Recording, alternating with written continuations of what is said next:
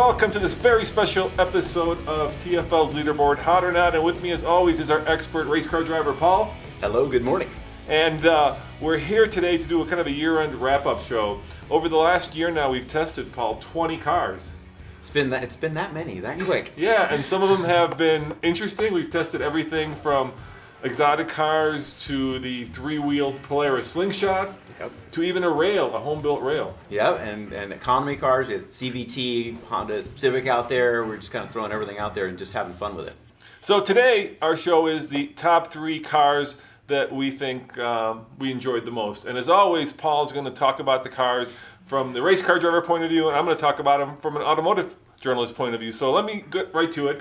My number 3 car, which I actually thought was the most enjoyable to drive, was the Corvette Grand Sport. And the reason for that was because when I first got in the car, I really hated it. It was like a beautiful suit that was one size too small. I just didn't fit.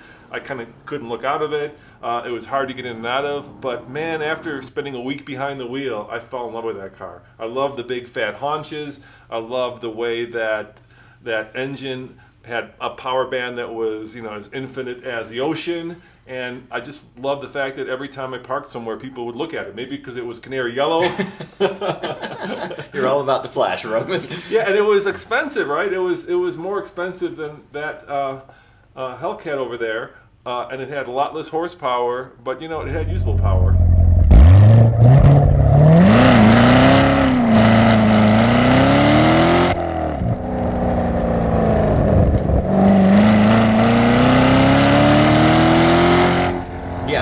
It was really fast, and I totally agree. To me, the Chevy LS line of engines, and this is no secret, everyone knows this, they try to put them in everything they possibly can from Miatas on up. But that engine is just amazing, and it's funny because it's in a world of double overhead cams and 4 valves per cylinder and all these things, and still that pushrod V8, man, just knocking it out of the park. Even, of course, Ford with the Mustangs have gone over in their higher end to being a 4 valve set up in their cars. But it's always amazing to me the life of this pushrod 2-valve engine and how it's great, not only horsepower, but efficiency and everything about it. It's a completely modern engine, even though on paper it looks like it's 50 years old. Yeah, and for me, always the bottom line is, the best cars are the cars that make driving an occasion, right? Yeah. You feel like you want to take a look over your shoulder when you walk away from it, and it feels really special to be behind the wheel. All right, so what's your number 3? My number 3, I'm going to go with the Focus RS. Really? Yeah. And I thought that car, first of all, massively hyped car. I mean, even Ford put out their own promotional videos. I think there were 5 parts to it with Ken Block testing it and doing all this stuff. And of course, rolling out all the technology that's in the car. And of course, no big secret, I'm a huge Evo fan. I love the handling of those high-powered all-wheel drive, sort of sport hatches. And that car, to me, I was ready to be disappointed in. And I drove it around the track the first lap, and you can hear it in the video. I'm like, it's got some understeer, and it's like you can almost like, oh, don't meet your heroes. You're going to be disappointed. And then I adjusted my driving and got more aggressive with the car, and especially with my trail braking going into the corners. And I found this depth of talent that the car had that really kind of blew me away. And I was really excited about that. And of course, the lap time showed it got really close down in there into M2 territory, which is pretty impressive. And it's one of the quicker cars we've tested all year, but it's probably out of the cars that are on that pointy end of the lap times for Hot or Not, it's certainly the most practical car that we have that's that quick around the track. Yeah, and I want to mention the fact that car was brought to us by a couple of viewers. Yeah. So I actually didn't get to drive it. So I've never driven, so it's not on my list. Yeah. But, you did burn it around that track, man. It was composed, it was fast, it sounded good, it just looked like it belonged out there. Yeah, so once again, I didn't get to drive it, so I can't say anything about it. Trust me. Let me go to my number 2 car, Paul, which is absolutely crazy. Makes no sense, but I love the car nevertheless. It was the BMW X6M. I thought that engine is phenomenal. It makes no sense to have a car that is that heavy, that tall, that big, that cumbersome, and yet that much fun to drive. It shouldn't exist, and yet it does. And you've got so much torque, you've got so much turbo, you've got so much road presence, right? It's not really good looking, it's definitely the definition of a sledgehammer, Yeah. right? But man, when you're behind the wheel of that thing and you point and shoot, Yeah, it's kind of it's the AK, what is it, the AK-47? Yeah. Of the car world. I think it's more like the howitzer of the car world. It's more like a cannon than a machine gun. And it is. And if you ever get a chance, by the way, anyone watching this, to feel the launch of that car, it's an amazing vehicle off the line. It's funny, we just drove the X4M, completely different car. It doesn't have that kind of bombastic, over-the-top feel to it. It's very tame in comparison, almost too tame. But the X6M, I agree. I mean, the funny thing was, though, speaking of like depth of talent, like around the track, that thing was a handful. It's not made for that. And so I think it does kind of peak as being a really fun, outrageous road car. It's almost like a Tesla in that way. Teslas are fun on the road because they're really fast. They're terrible on the track because they're just not made for it. And the X6M sort of falls into that category, I think. Yeah, and it's kind of got supercar performance at non-supercar prices. Yeah. It'll, at least in a straight line, it'll embarrass a lot of supercars out there. Fastest 0 to 60 we had all year. Exactly. Yeah.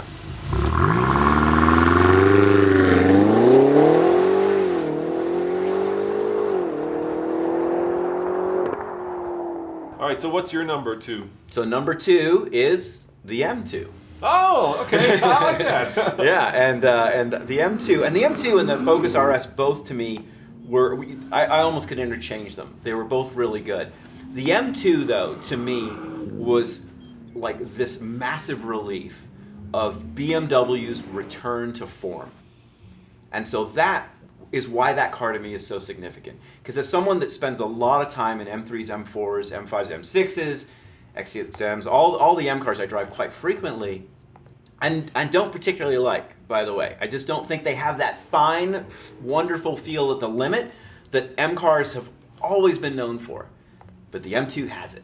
It's there in spades. And again, it was that discovery where I come around after the lap and you're like, do you want to do another one? And I'm like, yeah. You can tell, like sometimes I'm like, and sometimes I'm like, let's do it. I want to do it like right then. And the M2 is one of those cars where I could have just driven that thing around the track all day long, and it just did some amazing things.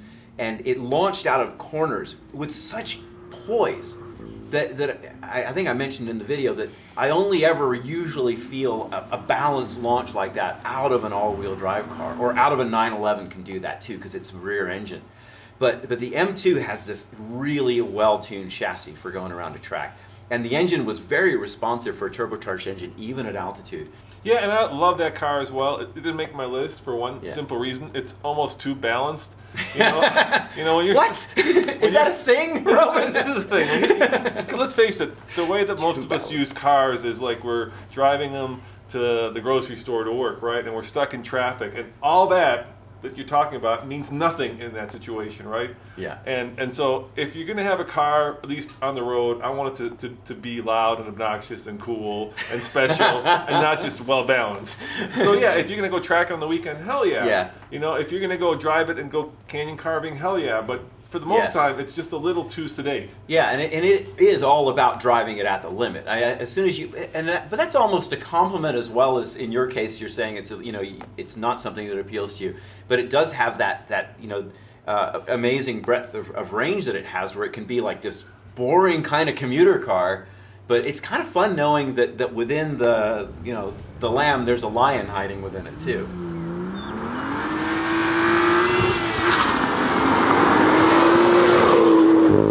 All right, so my number 1 car. Oh, here we go. I think it's pretty easy. Yeah. Did you ever watch the movie Animal House? Yes. You know the Belushi character? Yes. Yeah. Well, that's what this car is. And it's sitting right behind you. Oh. It's a hot mess. It's the Dodge Challenger Hellcat. And yeah, on the track, it's no good.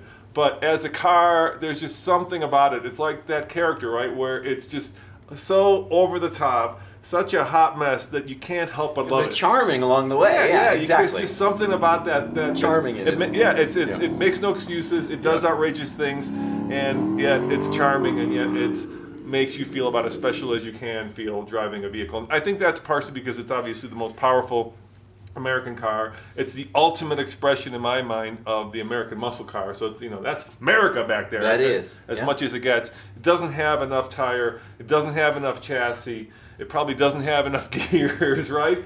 But when you're driving it, you just feel special. It puts a huge smile on your face. Yeah. And there's something that happened to me, and the reason that I own that car, that TFL owns that car, is I was coming to work and I pulled up at the stoplight, right? Yeah. And I knew this moment would come at some point. And a guy with the smaller but yet better Challenger pulled up next to me. Yep. And that's a better car. In every conceivable way, it's a better car. You can put the power down. It's a little bit more responsive on the track, but it doesn't matter because it doesn't matter. Because when you pull up next to him in a Hellcat, you could just see him go. Yeah, that is exactly it. And and I know you hated it. No, but it's okay because here's the thing. Like it's almost what we were just talking about with the M2 and me loving it and you thinking it was but it's the same thing because you saying that doesn't have enough tire and isn't that, but none of it matters on the road.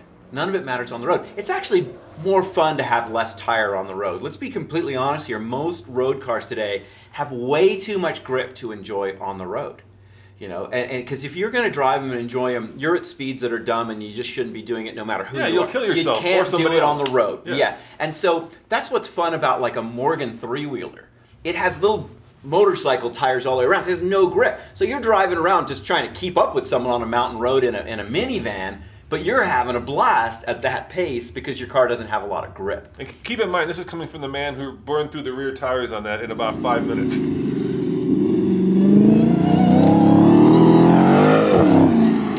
The thing is that car, as a road car, it's kind of perfect, isn't it? Because it doesn't have any of these things to set a lap time around the Nürburgring. They don't care about that. And so from your perspective, to love a Hellcat, it makes all the sense in the world. It's comfortable. From my perspective, as a guy that wants to wring a lap time out of it around the track, then to me it's frustrating, because it's not built for that. No surprise. And again, it's not, this isn't surprising anyone at Dodge, I think, for me to say that. So that's what kind of makes it, a perfect road car. And its party trick is its ridiculous acceleration, and that you can access on the road if you're being careful, choosing your moments, and even stay within the speed limit. You can access the acceleration and have fun with that car. And it's got the two things you want, right? It's got an incredible exhaust note, and it's got a wonderful supercharger Y. Oh my goodness! So you're getting the front and the back. Yes. Yeah. So it's like, oh, here it comes, there it goes.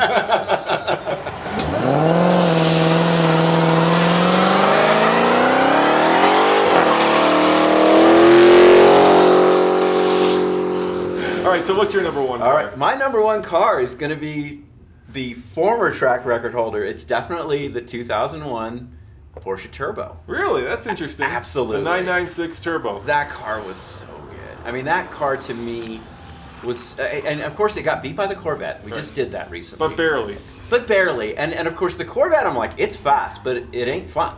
And the Porsche, again, go look at the videos of me in both of those cars and you'll see what I'm talking about. How the Corvette is sort of twitchy and doesn't have this nice poise at the limit. And then you look at how I was able to drive that Porsche Turbo, and it had this bass, amazing sort of sublime balance to it.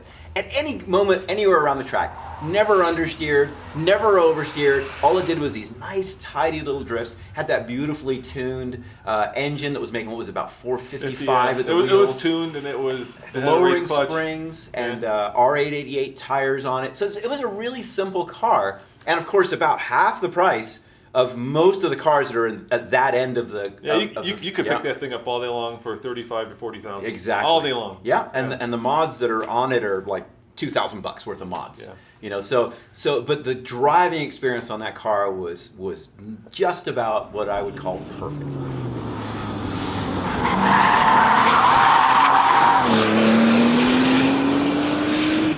Now, I drove that on the road and I absolutely hated it.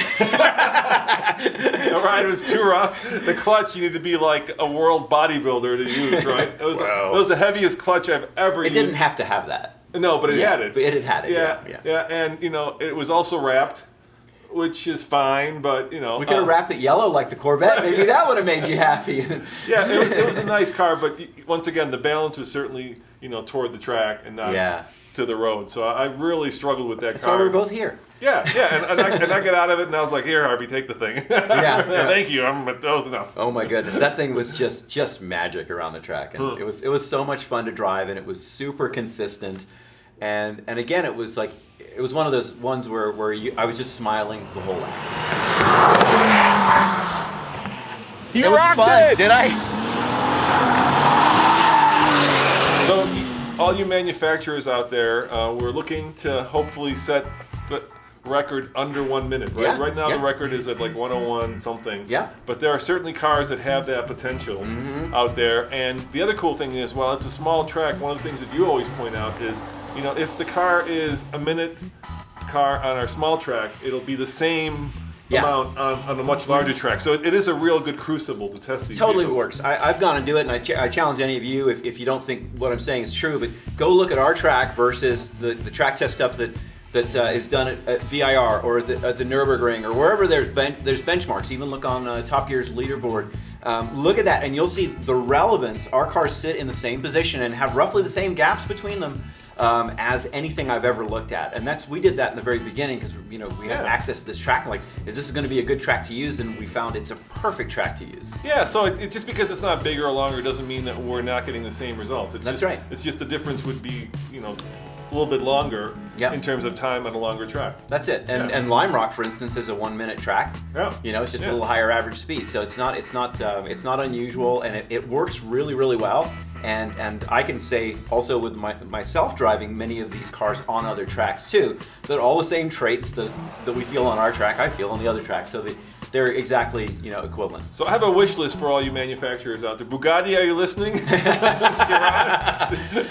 Yeah. Chiron? Wow, you just went right to the top of the list there. You're like not messing around. Yeah, I want that. I want the Grand Sport, but the one with the Z06. No, the ZR1. Sorry, the ZR1. ZR1 would be great. ZR1. We of course have to have a GTR. We haven't had a GTR. GTR would be great. 991 Turbo would be an absolute rocket.